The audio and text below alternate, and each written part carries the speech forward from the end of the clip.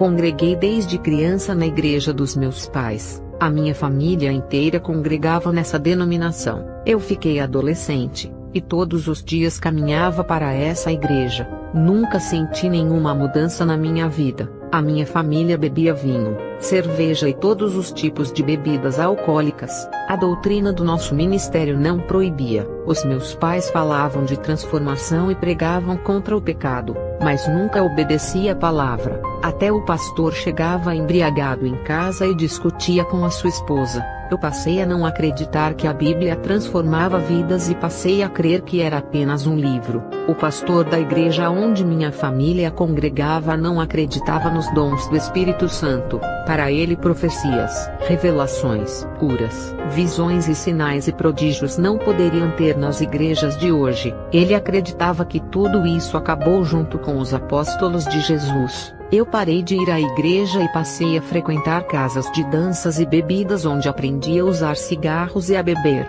Conheci um rapaz chamado Augusto e começamos a namorar. Fomos morar juntos. Brigas começaram a ter em casa e a gente se agredia fisicamente até deixar marcas um no outro. O nosso relacionamento conjugal não havia concordância. A gente pensava muito diferente. Um queria controlar o outro. O nosso ciúme era o combustível que fazia a gente discutir. A situação começou a ficar pior. Eu procurei uma igreja diferente de onde a minha família congregava. Eu me lembrei de Jesus e queria uma mudança em minha vida. Fui a uma igreja pentecostal, e várias vezes caía endemoniada. Os cristãos daquela igreja acreditavam em coisas sobrenaturais, diferente da onde eu congregava. Passei a fazer parte daquela igreja. O que me deixava frustrada é que quase todos os dias eu ficava possessa nos cultos e caía ao chão. Uma legião tomava posse do meu corpo e me jogava ao chão. Era essa legião que me fazia brigar com o meu esposo. Eu não conseguia me libertar. Estava indo à igreja, mas depois ia para os bares. Tentei várias vezes enganar o meu pastor dizendo que fui liberta, e quando frequentava o culto caía ao chão possessa. O pastor dizia que eu não estava liberta e tinha que renunciar ao pecado para não cair mais endemoniada. Não conseguia enganar o pastor, e quando começava a ir para as festas da noite eu já sabia que iria cair endemoniada no outro dia na igreja. Não fui mais para essa igreja onde o pastor expulsava os meus demônios, e comecei a andar em outra igreja onde o pastor não conseguia ter a mesma percepção espiritual.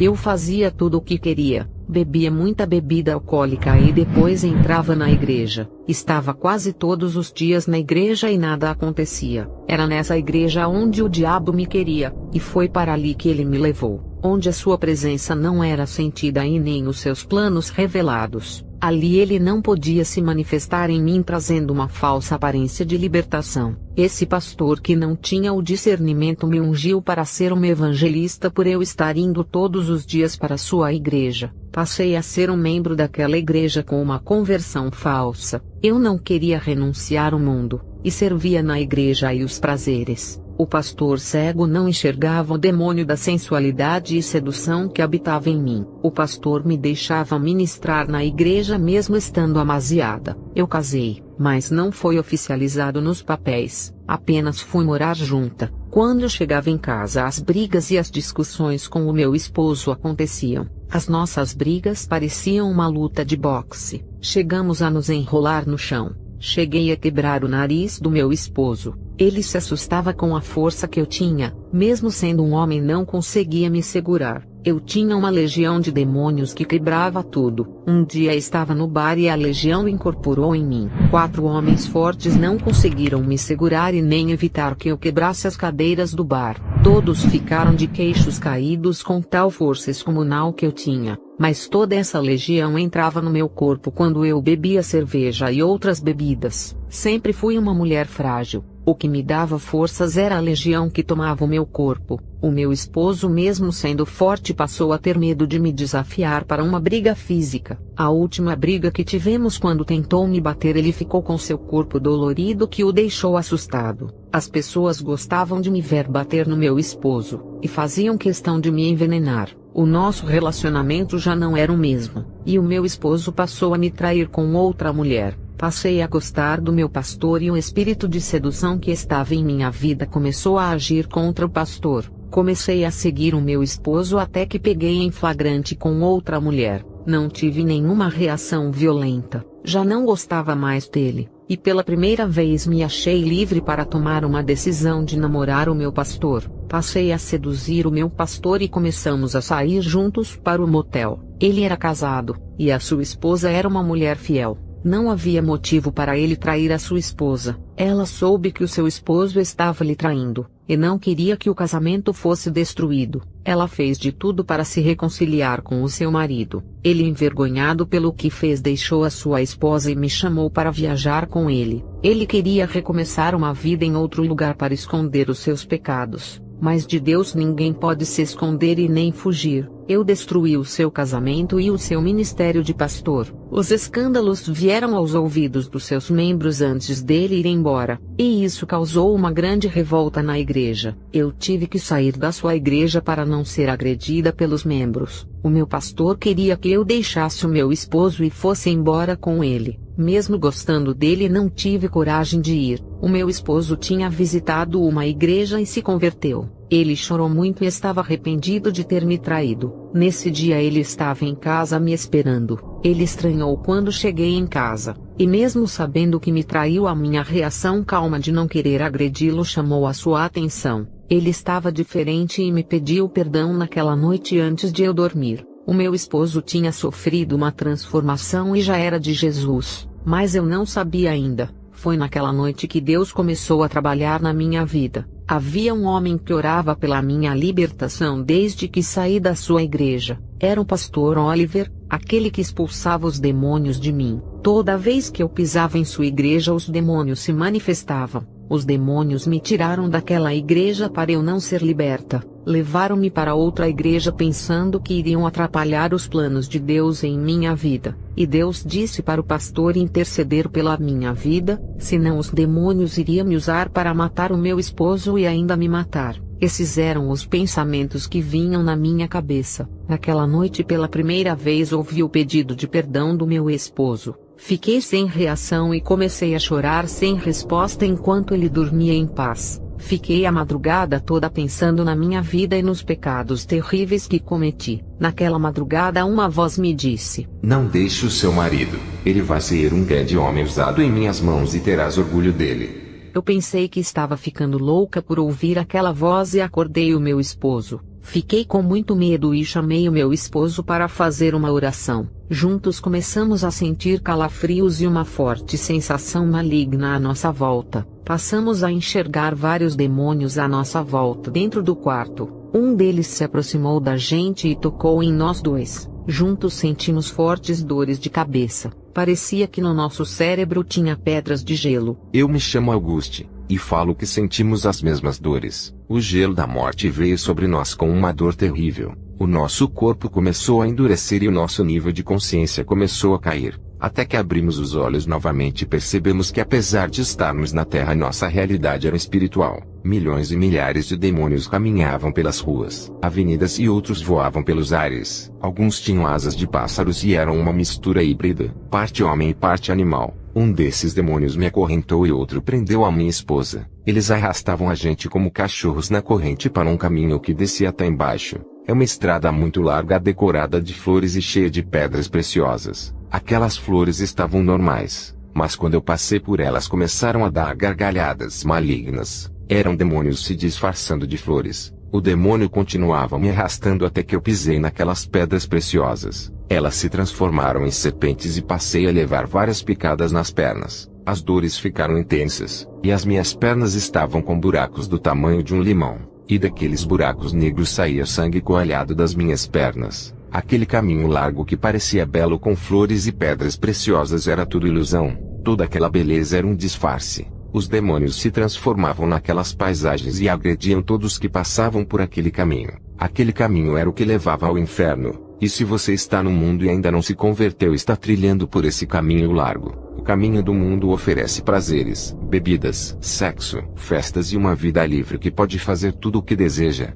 Mas a sua realidade é o inferno no final desse caminho. O caminho largo que trilhei antes de chegar ao inferno me oferecia a mesma sensação de prazer e bem-estar, até que fui surpreendido pelas cobras que se disfarçaram de pedras preciosas. E se você continua no caminho do mundo, quando morrer irá trilhar por esse caminho onde passei até chegar ao portão do inferno. Eu também vinha atrás do meu esposo sendo picada por cobras e sofrendo as dores do veneno. As cobras só picavam as nossas pernas porque a gente gostava de usar short. Elas só picavam onde tinha a nudez. Aonde estava coberto de roupa não era picado. Eu percebi um rapaz que descia atrás de nós que também era picado, mas ele era picado nas costas, peitos e barriga porque gostava de andar sem camisa. O demônio que me levava disse: todos os que usam shorts mostrando as pernas terão elas atormentadas por serpentes no inferno, independente de ser homem ou mulher. E quem gosta de ficar sem camisa terá o corpo atormentado pelas picadas. O short tem que ser usado por baixo de uma calça igual a uma cueca. Não pode ser usado como roupa normal. Eu e o meu esposo descemos ao inferno, e multidões de almas perdidas vinham na frente e outras atrás. Chegamos ao portão do inferno e todas as pessoas estavam acorrentadas. Em Lucas capítulo 4 versículos 18 ao 19 diz: o Espírito do Senhor está sobre mim, e me ungiu para anunciar as boas novas aos pobres.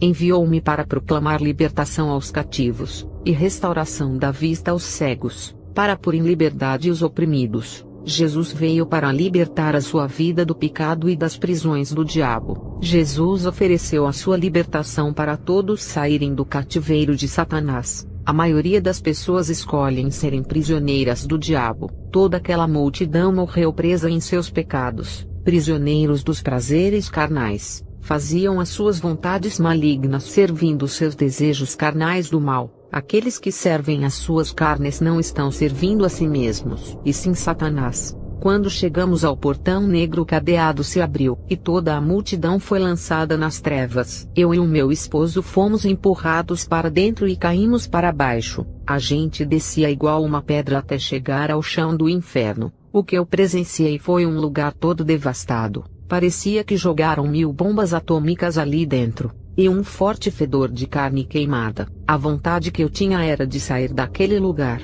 Não desejo nem para o pior assassino ou feiticeiro que venha para esse lugar. Eu vi pastores gays que abriram igrejas para homossexuais. Eles sofriam muito, pois os seus pecados foram abomináveis diante de Deus. Esses pastores eram sodomitas e estavam no mesmo lugar dos que praticavam sexo ao contrário da natureza. A Bíblia diz que o inferno foi preparado para o diabo e os seus anjos. Nenhum ser humano, por mais terrível que seja, merece aquele lugar. Eu fui torturada e os demônios faziam eu me lembrar dos meus pecados, principalmente quando eu prejudiquei o ministério do pastor destruindo seu casamento. Ali eu pagava por todas as maldades que havia cometido. Eu também senti pavor daquele lugar, e no fundo do meu coração eu sabia que pertencia àquele lugar por ter morrido presa em meus pecados. Eu e a minha esposa morremos cativos do mundo sendo prisioneiros do pecado. Os demônios tinham todo o direito sobre as nossas vidas. Éramos deles. Aqueles demônios nos faziam de seus prisioneiros, e arrastavam a gente para todos os lugares do inferno, torturando o nosso corpo com grande crueldade. Aquele era o resultado de quem morria prisioneiro da sua carne, realizando todos os seus prazeres pecaminosos. Morremos presos em nossos pecados, e os demônios jogaram a gente no calabouço do inferno. Todos os pecados que cometemos passaram diante dos nossos olhos. A minha mente foi programada para pensar em todas as maldades que a gente havia feito. Desde quando pequei ainda criança e já tinha noção daquilo que era errado. Os ratos carnívoros nos atacavam em nosso calabouço. Esses ratos tinham forças de feras e pulavam em cima de mim. Eu não tinha resistência contra eles. Eu estava dominado por milhões de ratos satânicos que me rasgavam com seus dentes finos. Eles estavam por todos os lugares, e eram ratos infernais que pareciam feras roedoras devorando todas as almas. No meu caso, eu fui atacada por um enxame de besouros que me mordiam e arrancavam pedaços do meu corpo. Esses besouros diabólicos atormentavam a todas as almas. Eu entrei em histeria e comecei a gritar igual a uma louca. Foi quando eu e o meu esposo fomos resgatados do inferno por uma força sobrenatural que nos tirou dali. A nossa vida mudou radicalmente. Eu fui visitar a ex-mulher do pastor em que destruí seu ministério. Eu pedi perdão para ela e também para seu ex-esposo. Tentei reconciliar os dois, mas eu não sei se eles voltaram. Já a minha vida conjugal eu regularizei no cartório, oficializando a minha vida diante da lei do matrimônio e diante de Deus. Agora eu estava casada de verdade, porque Deus me incomodou dizendo que eu iria para o inferno se continuasse amasiada. O Senhor me mandou entregar uma profecia à Igreja Assembleia de Deus. Ele disse: Levantei-te, minha noiva, para fazer a diferença na terra mais de 100 anos atrás, quando as igrejas se corromperam. Hoje tu estás diferente para com o seu noivo. Por que mudaste? Que saudades daquele tempo quando oravas de coração a mim e seguia os meus estatutos. Bons tempos quando me amavas como uma verdadeira noiva que anelava para com seu noivo.